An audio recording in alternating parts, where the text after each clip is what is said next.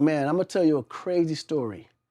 And this is all a part of my legacy that happened unintentionally, but it just happened that it was by default that all of this ended up becoming a marketing plan that I pivoted to utilize it to become the official plan. So back when I was in the street, I had recording studios that I was using to funnel my money, right? I couldn't pretty much deposit street money, as you know. So, so I had recording studios that justified where my money came from, because at that time, the studios was paying cash, right? So ultimately what ended up happening is I ended up going through that process. So because I was successful in this area and I had so much money to put up, my studios was available to who and anyone that wanted to utilize it to record. Because my goal was to keep it as busy as I possibly can, so it justified how I was coming in. Putting the money in. Boom, we fast forward. Life goes, turns to left. I end up getting locked up. Then I get out. Writing about all the stuff that I was writing about, all the shit I was going through, it all became a point where I just kind of pinned all that while I was locked up. Came out, decided I just want to be clean. I don't want to deal with nothing else in the streets. I want to live life, get rich without having to worry about nobody watching over my back. Turn the page and live life clean. We start putting the record out. Locked up, they ain't do shit. What up, Clue? Good. Right?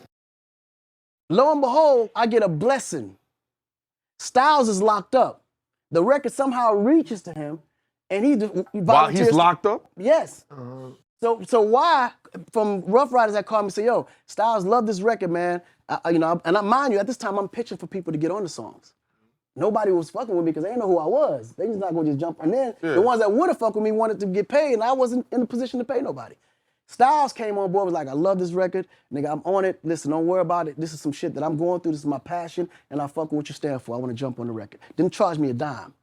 Shot that in Jersey City, right? We shot the record. We shot the video in Brooklyn. In Brooklyn, okay. Right. So boom, the record takes off. At that moment, I was like, man, this is it.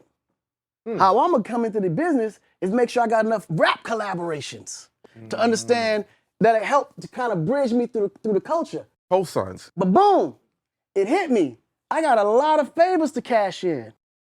All them niggas that used my studio for free at that time, some of them was popping, some of them wasn't, but most of them had some kind of motion. I started calling all of them.